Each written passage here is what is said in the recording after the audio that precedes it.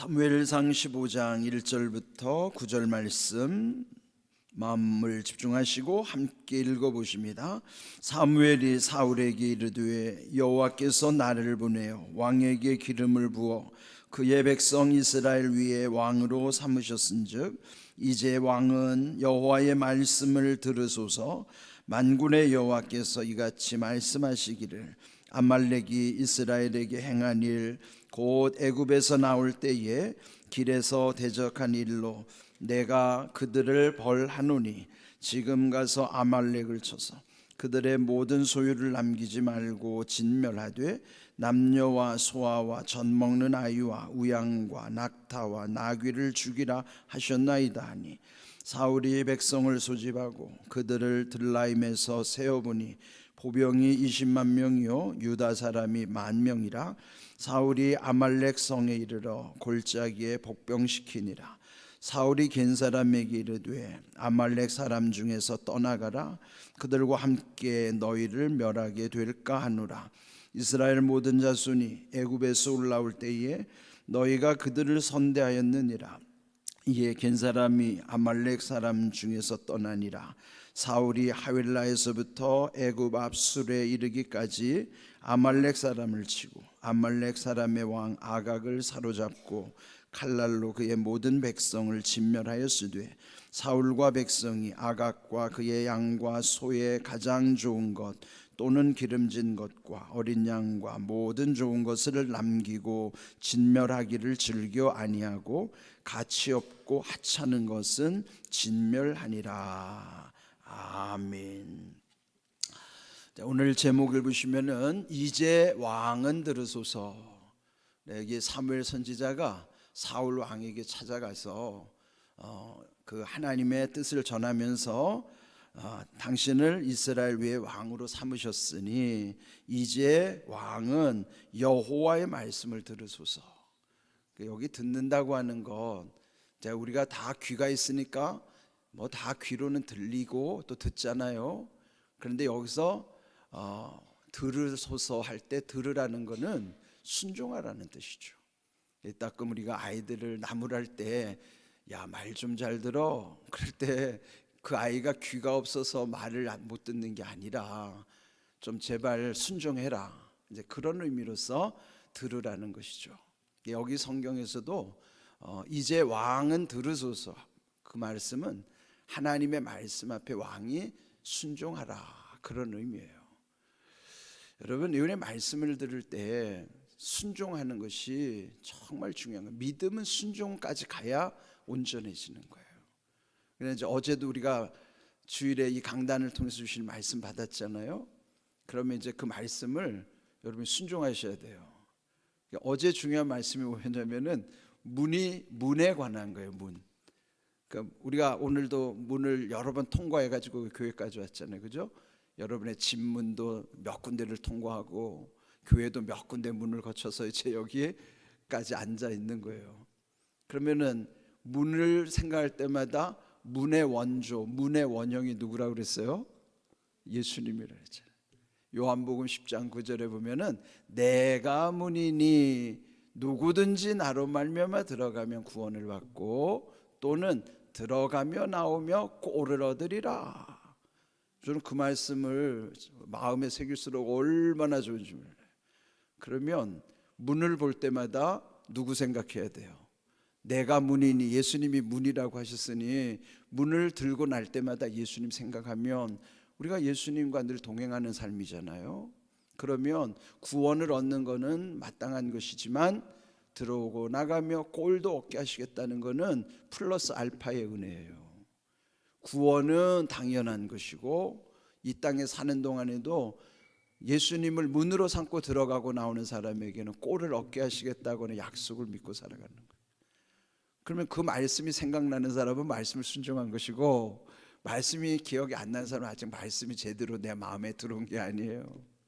그러니까 여러분, 문을 들어오고 나갈 때마다 문이 예수님이지, 예수님을 통해서 내가 들어오고 나갈 때 꼴을 얻게 하신다고 했지. 그러니까 그 말씀을 마음에 새기고 살아가는 거예요. 아마 어제 들은 말씀이 마음에 새겨진 사람도 있을 것이고 아무 생각도 없이 그냥 문을 예전처럼 그냥 들어오고 나가고 했을 거예요. 그런데 그 말씀이 내 삶에 얼마나 중요한지 몰라요.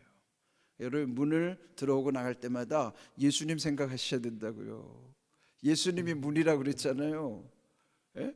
그러니까 그 말씀 얼마나 좋은지 몰라요. 내가 문이니 누구든지 나로 말미암아 들어가면 구원을 받고, 또는 뭐예요? 그게 플러스 알파의 은혜예요. 들어가며 나오며 꼴을 얻으리라. 말씀이 얼마나 좋은 말씀인지 몰라요. 그 말씀 붙잡고 사셔야 돼요. 그 순종하란 말이에요. 말씀은 순종하라고 주시는 거예요. 오늘 이 사울 왕에게 왕은 이제 들으소서. 자, 우리도 이제 하나님 말씀을 들으십시다. 그 들으라는 귀로 들으라는 게 아니에요. 마음으로 듣고 순종하라는 거예요. 그러니까 어제 주신 말씀을 순종해야 돼요. 한 주 동안. 그 문을 들고 나면서 예수님이 문이라고 했지. 그러니까 예수님을 통해서 우리가 날마다 살아가는 거예요. 내가 이 문을 통과하지만 실제로 나는 주님을 통해서 들고 나는 거예요. 그 말씀을 늘 마음에 새기면서 순종하면서 살아야, 그게 우리가 약을 복용하면 내 몸에 효과가 나타나는 것처럼 말씀을 그렇게 복용하는 거예요. 그래서 오늘 여기 이제 왕은 들으소서 한 것처럼 이제 나는 듣겠나이다. 그 말씀에 대한 순종의 결단을 가지고 이 말씀을 묵상하셔야 돼요. 그렇게 되기를 축복합니다. 아멘. 아주 중요한 말씀이에요. 자, 여기에 그 들으소서라고 하는 명령 2절에 보면 만군의 여호와께서, 그러니까 만군이라는 말도요 어렵잖아요. 근데 영어로 보면은 The Lord Almighty예요. 그 Almighty라는 뜻은 전능하시다는 뜻이에요. 그러니까 만군의 여호와라는 건 전능하신 하나님이라는 뜻이에요. 전능이 뭐예요? 모든 거 다 하실 수 있는 능력이 전능이란 말이에요. 우리는 무능하지만 하나님은 전능하시단 말이에요. 그 전능하신 하나님 만군의 여호와께서 왕에게 말씀하기를 아말렉이 이스라엘에게 행한 일, 곧 애굽에서 나올 때에 길에서 대적한 일로 내가 그들을 벌하노니 지금 가서 아말렉을 쳐서 그들의 모든 소유를 남기지 말고 진멸하되 남녀 소와 젖 먹는 아이 우양 낙타 나귀를 죽이라 하셨나이다. 이게 하나님의 명령. 오늘 우리의 생각으로 보면 너무나 끔찍한 일이고 잔인한 일이죠. 어떻게 그 어린아이들이 무슨 죄가 있다고 남녀노소 가릴 것 없이 그들이 가지고 있는 모든 소유들도 망라하고 진멸하라. 그 진멸이 뭐예요? 다 없애버리라는 거예요. 다 죽여버리고 없애버리라는 거예요. 얼마나 끔찍해요. 그러니까 우리의 관점으로 보면 안 되고, 그 시대적인 상황에서 하나님의 명령, 이것을 원래 히브리어에서는 하렘법이라고 그래요. 하렘법이라는 거는 다 없애는 진멸법이에요. 그게 뭐 역사에서 많이 있었던 건 아닌데, 하나님이 이런 하렘, 진멸, 아예 다 없애버려라 이렇게 명령한 적도 있어요. 그런데 그런 때가 언제였냐면은 애굽에서 나올 때 광야에서 아말렉과의 싸움에서 하나님이 이미 명령하신 적이 있어요. 그 애굽을 나올 때 첫 번째 아주 넘기 어려운 데가 뭐냐, 홍해 건너는 일이었어요. 그러니까 홍해를 건너기 전까지는 애굽의 두려움이 있는 거예요. 계속 추격해 오니까 애굽을 떠나기는 했는데 여전히 애굽에 대한 두려움이 있는 거예요. 그런데 홍해를 건넌 다음에는 더 이상 애굽은 더 이상 영향력을 미칠 수 없어요. 그렇다고 해서 그러면은 애굽에 대한 두려움이 사라졌다고 해서 그러면 또 다른 두려움이 우리 앞에는 없는가? 있어요. 그의 출애굽기 17장에 보면요, 아말렉과의 싸움이에요. 아말렉은 강대한 족속이기 때문에 그들의 가진 것으로는 도저히 감당할 수 없었죠. 그런데 그때 하나님께 기도했던 모세가 그 여호수아와 아론과 훌을 불렀어요.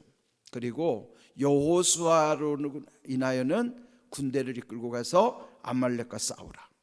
그리고 또 모세는 산에 올라가서 아론과 훌이 함께 기도하는 거예요.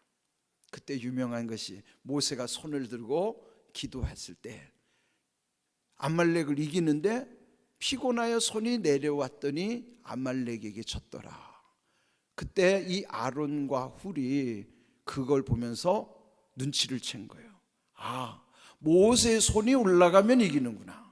그래서 돌을 가져다 바치고 자기들이 양쪽에서 그 모세의 손을 더 바치고 있었던 거예요. 예? 더 바치고 있었던 거예요, 이렇게. 그래서 결국은 그 아말렉과의 싸움에서 승리한 거예요. 그리고 나서 명령하기를, 자, 우리 한번 읽어볼까요? 출애굽기 17장 14절 읽어봅니다. 여호와께서 모세에게 이르시되 이것을 책에 기록하여 기념하게 하고 여호수아의 귀에 외워들리라. 내가 아말렉을 없이하여 천하에서 기억도 못하게 하리라. 이때 하나님이 명령하신 거예요.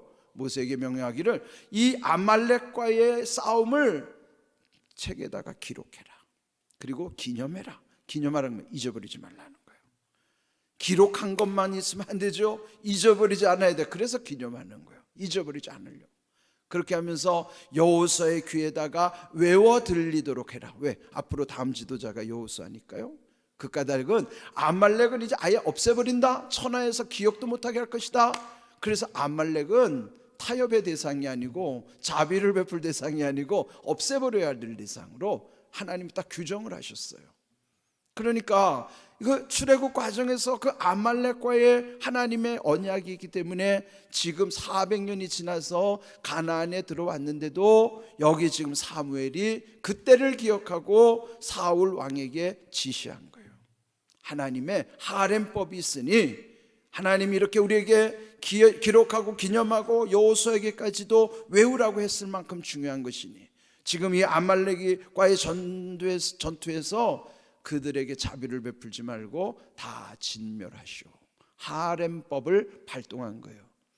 그러니까 이게 지금 우리의 개념으로 자비를 베풀 사항이 아니라 하나님의 준엄한 심판의 과정이라는 것을 기억하면서 읽어야 돼요. 그리고 이때 중요한 것이 기념비를 세우는 게 있어요. 여러분, 우리가 하나님이 이기게 하신다, 여호와 승리라는 말할 때 그때 무슨 말을 했어요? 여호와 니시.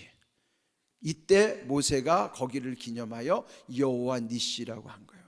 깃발을 세우고 여호와께서 이기게 하셨다. 우리가 맨날 여호와 니시 노래만 부르면 뭐합니까? 여호와 니시가 어디에서 그 고백이 나온가를 알아야죠. 그들이 감당할 수 없을 때 모세의 손을 들게 하시고 기도 가운데 하나님이 역사하시는 승리를 기념비로 남긴 곳이 여호와 니시, 이기게 하신 하나님의 증거를 남겨놓으신 거예요. 이 맥락을 알아야 이 아말렉과의 싸움을 알 수 있는 거예요. 자, 그리고 4절을 보시면은 그들을 소집하여 군사들을 세웠더니 보병이 20만, 유다 사람이 10,000명, 도합 21만 명, 적지 않은 숫자죠. 21만 대군을 이끌고 가서 이제 골짜기에 복병 숨어 있다가, 그리고 거기서 예외가 있어요. 6절을 보시면은 겐 사람에게 말하기를 아말렉 사람 중에 혹시 겐 사람들이 섞여 있다 그러면은 전하여 겐 사람들은 도피하게 하라. 왜요? 이제 거기 아말렉은 다 죽이는 곳인데 거기에 겐 사람들이 혹시라도 있으면 그 사람은 피하게 하라, 구원하게 하신 거예요. 왜 그럴까요? 겐 사람들은요 미디안 족속이긴 한데 모세의 장인 이드로가 겐 사람이에요. 근데 왜 그들에게 이런 자비를 베풀었는가? 거기에 6절 셋째 줄 보면은 이스라엘 모든 자손이 애굽에서 올라올 때, 즉 가나안으로 들어올 때, 그 애굽에서 출애굽할 때에 그 겐 족속이 이스라엘 사람들을 선대하였기 때문이다. 도와줬다는 거예요. 하나님이 얼마나 공의가 정확한가 다 기억하시는 거예요. 진멸할 대상 중에도 하나님이 하나님의 뜻을 위해서 헌신한 사람들은 빼내는 거예요. 구원시키는 거예요. 이렇게 하나님 얼마나 정확하세요. 겐 사람들까지 다 죽이지 아니하고 그 속에 섞여 있는 겐 사람들은 피하게 하시는 거예요. 이게 하나님의 참 아주 섬세한, 아주 세심한 그런 것이죠. 자, 그렇게 해서 피하게 한 다음에 결국은 승리했어요. 그런데 문제는 사울은 말씀대로 순종하지 않았어요. 불순종했어요. 이제 왕은 들으소서 순종하라고 했지만은 8절 아말렉 사람의 왕 아각을 사로잡았다. 왕을 죽여야 되는데 왕은 살려둔 거예요. 불순종이죠. 칼날로 그 대신 모든 백성은 진멸했어요. 그건 순종한 것 같아 보이죠. 그런데 9절 사울과 백성이 아각과 그의 양과 소의 가장 좋은 것, 기름진 것, 어린 양 중에서 모든 좋은 것 남겼다. 남겨뒀어요. 다 없애라고 그랬는데 남겨뒀어요. 이거 불순종이죠. 다만 그들이 가치 없고 하찮은 것만 진멸했다. 자기들이 볼 때 아주 그냥 좀 쓸모없는 것처럼 보이면 그 소나 양들만 다 처단하고 없애버리고, 보니까 실하고 탐나고 좋아 보이는 것들은 다 남겨놨어요. 이게 뭐예요? 이게 욕심이라고요.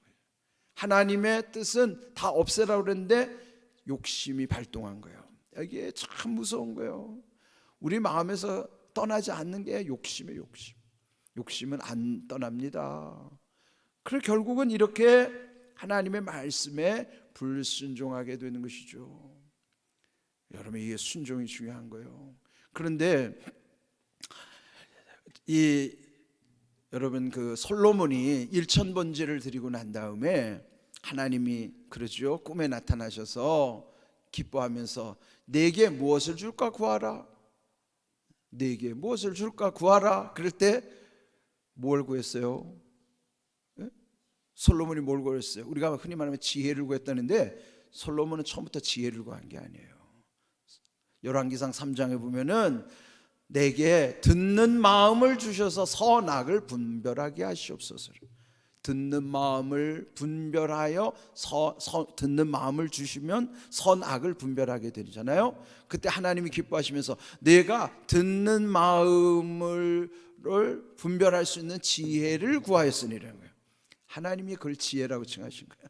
하나님이 뭘 지혜라고 말씀하셨는가 하면은 듣는 마음을 통해서 분별하는 것이 지혜다. 그래서 내가 지혜를 구했으니 네가 구하지 않는 것까지도 더하여 주겠다, 그런 거예요. 여러분, 이게 중요한 게 뭐냐면은 우리에게 듣는 마음이 뭐예요? 순종하는 마음이에요. 여기 듣는 마음이에요. 들으소서 했죠? 듣는다는 게 이렇게 중요한 거예요. 그러면 제대로 들으려면 분별할 수 있어야 돼요. 솔로몬이 하나님께 듣는 마음을 하나님은 지혜라고 표현하신 것처럼 지혜는 뭐냐? 듣는 마음을 통해서 분별하는 것, 선악을 분별하는 게 지혜입니다. 그것으로부터 모든 것이 이루어지는 거예요. 그래서 우리가 온전히 순종하려면요, 듣는 마음을 구하셔야 돼요. 듣는 마음을 통해서 선악을 분별하게 하여 주시옵소서. 그래야 우리도 하나님 기뻐하신 것과 기뻐하지 않는 것을 잘 분별할 수 있다. 분별이 안 되면요, 그냥 제 생각대로 생각해요. 자기 욕심내에 끌려서 사는 거예요. 분별이 돼야 하나님의 뜻이 가려지잖아요. 그래서 여러분, 이제 왕은 들으소서. 그런데 결국 듣는 마음 뭐예요? 듣는 마음이 지혜란 말이에요.